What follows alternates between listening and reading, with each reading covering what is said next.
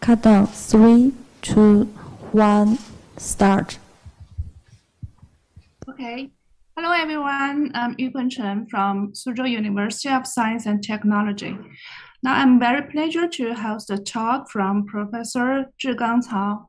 Firstly, I would like to introduce Zhigang. Zhigang Cao is a professor of economics at the School of Economics and Management in Beijing Jiaotong University. Her research interest is game theory, including algorithmic, network, and cooperative game theories. Several of his recent works appear in Operations Research, Games and Economic Behavior, Journal of Mathematical Economics, and International Journal of Game Theory, and so on. Today, Zhigang will give us a talk with the title of Abstract Market Games with Gross Substitutes and Complements. Welcome, Zhigang.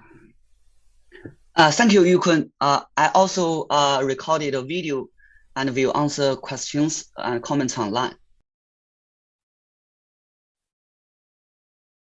Hello, everybody. Thanks for coming. I'm Zhigang Cao from Beijing Jiaotong University. In this presentation, I will talk about abstract market games with gross substitutes and complements. This is a joint work with Ning Sun and Ning Yu from Nanjing Audit University and Xiaoguang Yang from Chinese Academy of Sciences. First of all, I would like to thank Yu Kun for her invitation. I recorded this video just in case that the network is unstable, and I will answer any questions and comments after this video. We study cooperative games, which is defined as a set function on the power set of n. Here n is referred to as a player set, and we require that this set function has a value of 0 at the empty set. And one of the most important solution concept for cooperative games is the core, which is defined as a set of allocation rules such that no player has an incentive to deviate and no group of players have incentives to deviate. The idea of the concept of core can be traced back at least to Edwards, and its modern form were defined by Gallus and Shapley. And recently, some scholars argued that the form by Shapley is closer to its modern definition. And also in submodular analysis, this concept is called the Bayes polyhedron. And in cooperative games, it is widely accepted that full cooperation is reachable if and only if the core is non-empty. Here, I would like to remind you that the core may well be empty. But for supermodular games, which is defined in the following form, its core is always non-empty. The definition of the supermodular or convex cooperative game is that for all subsets S and T of n, we have V as mid T plus V as joint T is greater than or equal to Vs plus Vt. Shapley and Subic showed that supermodular games are always balanced, that is, they have non-empty cores. And also supermodular cooperative games have many other nice properties. In 1955, Shapley also defined a more elementary concept called complements between any pair of players. Given any pair of players R and J, they are called complements if and only if the existence of one of them always increases the other's marginal contributions. That is V as union I and j minus vs union I is greater than or equal to vs union j minus vs, and we can switch vs union I and vs union j to see that this relationship is indeed symmetric. It is very easy to see that a game is supermodular if and only if all pairs of players are complements. And similarly, we can define substitutes. If two players R and J are called substitutes if the existence of one of them always weakly decreases the other's marginal contributions. That is, we reverse the inequality in one.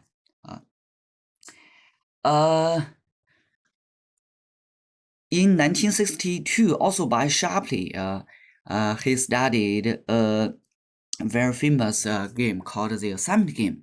In the assignment game, the player set is partitioned into two parts, sellers and buyers. He showed that any pair of sellers are substitutes, and any pair of buyers are also substitutes. But for any pair of one seller and one buyer, they are complements.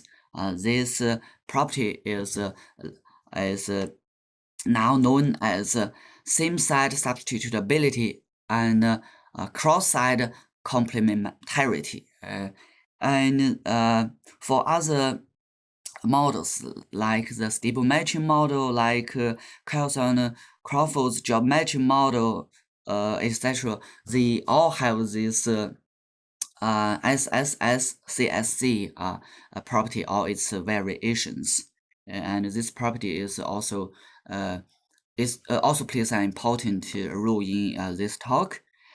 Shapley conjectured in the 1955 paper that any game satisfying the following condition has a non-empty core. The conditions are as follows. First, the game is super additive. Second, it satisfies SSS and CSC.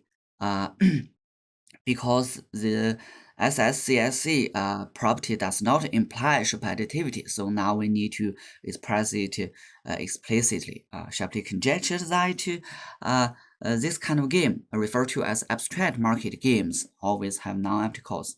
They are called abstract market games because they are extensions of assignment games, and assignment games could be understood as market games because they are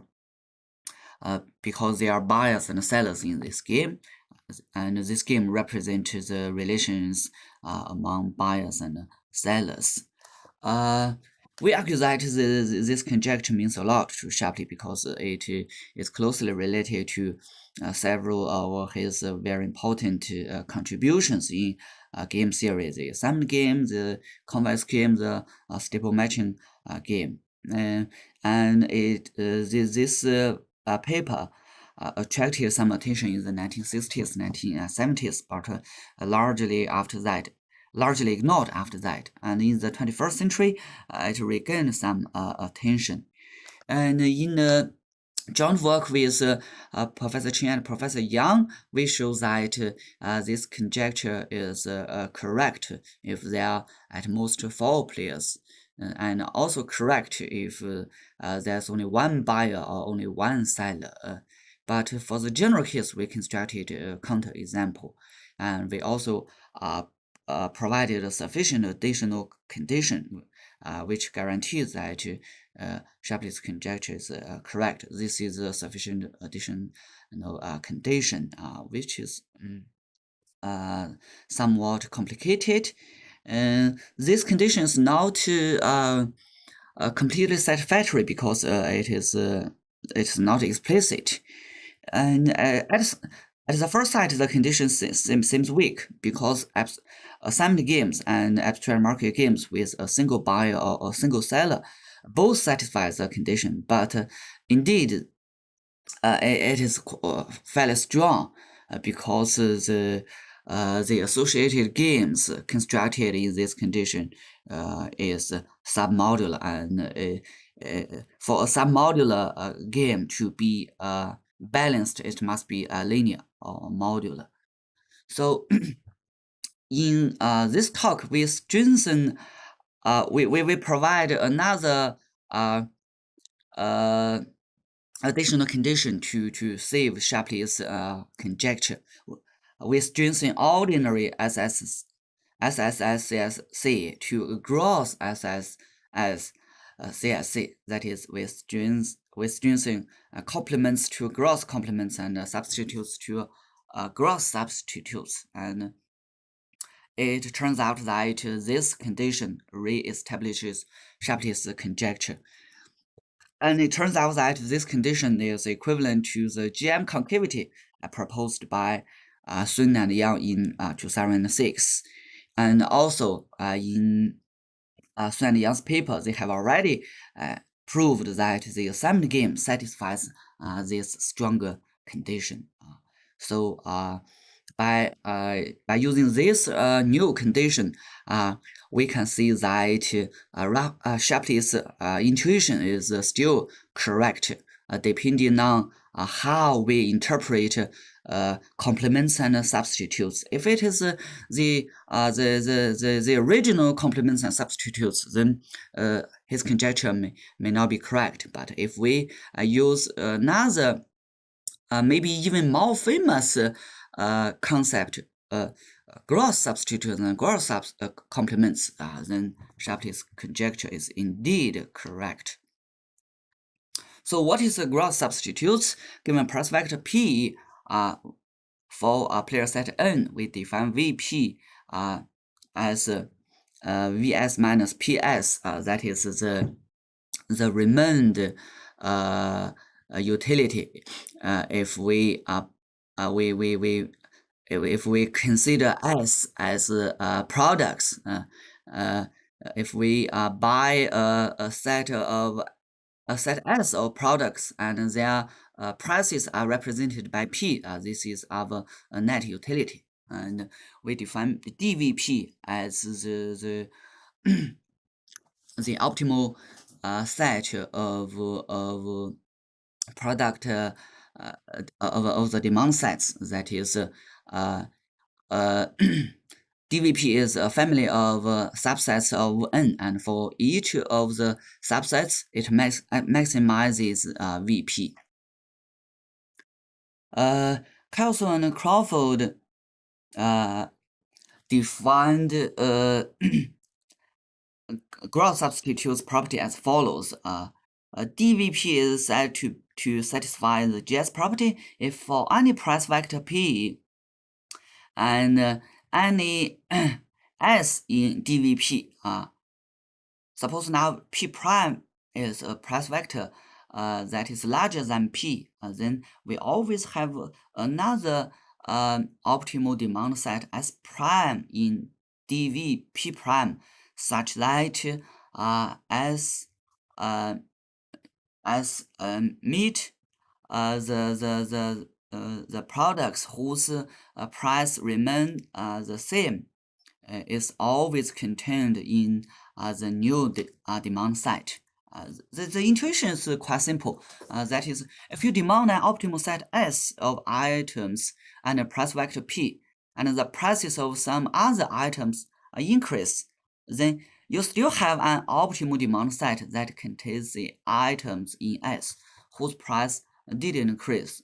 So the intuition of this definition is quite simple, and also the gross substitutes condition has a set function form defined by Miruta and Shiura in 1999, and by Fujishiga and Yang. We know that the set function definition is precisely equivalent to the GS property, and this concept also called natural concavity plays a critical role in discrete convex analysis, and there are also many other equivalent formulations. I will omit them. Also, there's a quite general form of natural concavity, which is defined in the general discrete space instead of set functions. Similarly, we can define gross substitutes. The demand correspondence DVP satisfies gross complements property for any price vector P and for any optimal demand set S in DVP. Suppose now some prices increase, that is P prime is larger than P, then we can have a new optimal demand set S prime in dV prime such that N set minus S meet the products whose prices remain unchanged is always contained in N set minus S prime. That is, if you did not buy some items and a price vector P, and now the prices of some other items increase, then you still don't buy them in some optimal demand site.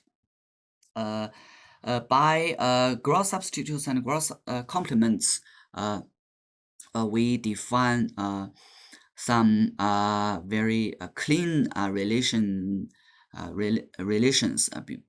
between products, and these conditions are preliminary in economics, but in cooperative game theory, in market design, they are not so preliminary. Also, we can combine the gross substitutes and gross complements to define gross SSS CSC. This concept first appeared in the paper by Sun and Yang in 2006.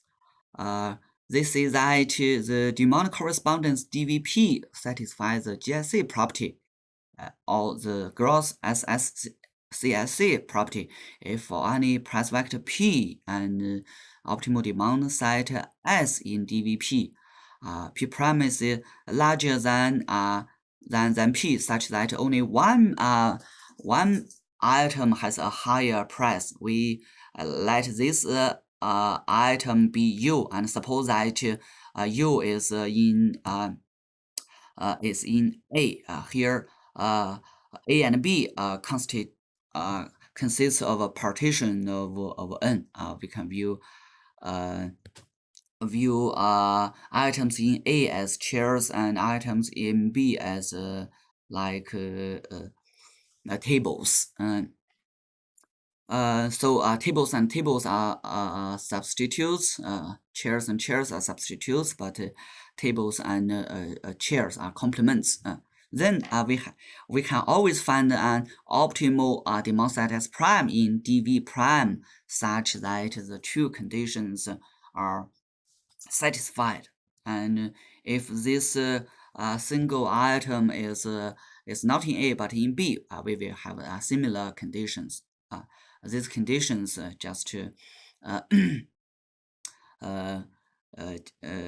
these conditions are the gross GSS CSC condition I previously introduced, and also gross SS CSC can be represented as a pure set function form without price vectors, and also this form is provided by Sun and Yang.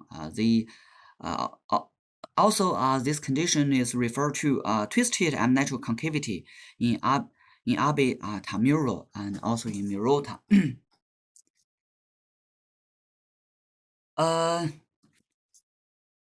It turns out that gross substitutes complements are stronger than the ordinary complements and substitutes. It is well known that if a set function V is GS or unnatural concavity, then it is submodular. So all pairs of players are substitutes. So by this by this famous lemma, we can easily show that if a set function v satisfies gross GSS CSC, then it is an abstract market game. And here the underlying partition is AB. We can also represent this set function in the more general discrete space, and very interestingly, we can show that in this discrete space, gross GSS CSC is still GS. That is, at the first sight, it seems that GS is narrower than cross GSS CSC, but after some simple mathematical transformation, we can show that gross SS CSC is in some sense still GS. And also we can show that the duality of V, which is classical in cooperative game theory, denoted as V star, is GC if V is GS. I will omit the details. And now we can use the powerful discrete separation theorem by Murata. Murata, this is one of the most fundamental theorems in discrete convex analysis. It says that if fun f is a M-natural convex function, that is minus f is M-natural concave, and g is a M-natural concave function, and f is larger than g, then f and g can be separable by a linear function. And what's more, if the two functions are integer valued, then we can require the linear function be integer valued. This is really a very beautiful result and has many applications in combinatorial optimization. The rough intuition is quite simple because it is known that M-natural concave functions can be extended to concave functions, and M-natural convex functions can be extended to convex functions. So this result resembles the well-known separation theorem between a convex function and a concave function, but note that here the two functions are discrete instead of increase. So so the proofs are fundamentally different. Here is our main result. We show that we suppose now V is Chopaditive at the grand collision N, and the player set N can be partitioned into two sets A and B. We can interpret A as bias and B as zealous. If V is GM concave, or equivalently, it satisfies gross GSS, gross SSS CSC, then NV is balanced. That is, Shapley's conjecture is indeed correct. Here, we can use Murata's separation theorem because it is easily observable that the dual game V star is larger than V. And so by Murata's separation theorem, we have that V star and V are separable. So what does it mean by separable? We have here a K-lemma. We show that if a cooperative game V is Chopaditive at N, then it is balanced if and only if V and V star are separable by a linear function. And here the parameters are precisely the allocation P-offs in the core. This lemma is quite simple, can be proved in 2 lines, but we find it quite powerful, and we did not find it in any previous literature. Here is the assignment game, and Sun and Yang have already proved in their paper that assignment games are GM concave, so they still fall into the framework of Shapley's abstract market games.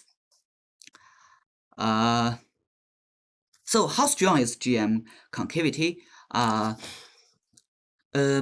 By a natural definition of second-order cross derivatives, it can be shown very easily that a set function is submodular if and only if all the second-order cross derivatives are non-positive.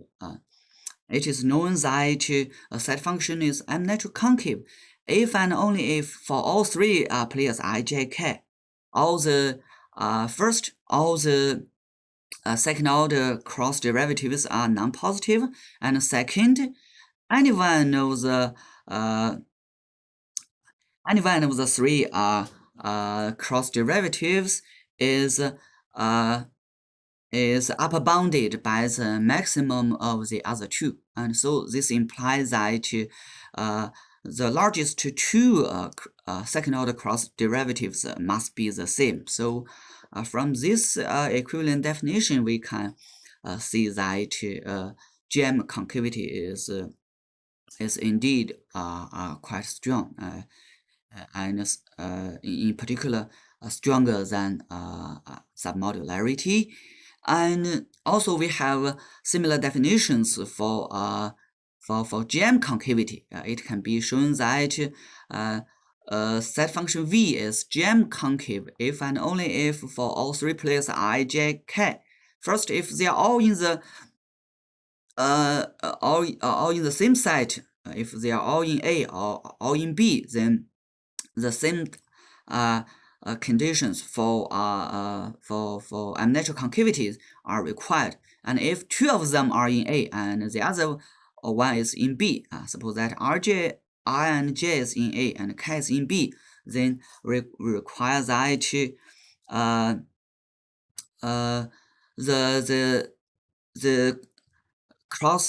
the second-order cross derivative between I and J is non-positive, but the other cross derivatives are non-negative, and we also have this upper bound requirement.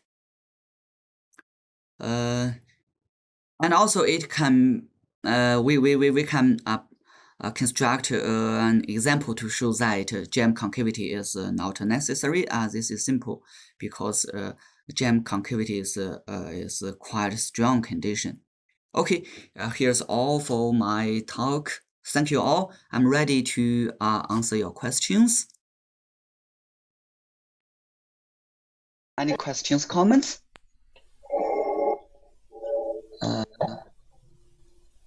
Thank you. Yeah, okay. Yeah, you host. Any question about this talk? Yeah. Sorry, I'm just some problem with my computer. I just leave. No problem. No problem. A moment. Yeah. Maybe I'm not here. I'm not here the total talk, but maybe I have a question about your talk. Is about have you considered about the algorithm design about your problem? Okay, thank you. This is a very natural question because this is a TCS conference. For now, we have not considered any algorithmic issues. Our proof is non-constructive, but we are fairly sure that efficient algorithms can be designed because in the field of discrete convex analysis, there are many basic algorithms showing that similar problems can be solved very efficiently, and we feel that algorithms resembling Gill and Shapley's default acceptance algorithm can be designed to compute one call allocations in our problem. We are still considering this problem. Thank you. Thank you, Zhigang. Have any questions? Yeah.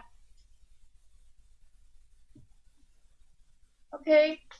Yeah, thank you very much for Zhigang's talk. And next. Thank you, Yukun.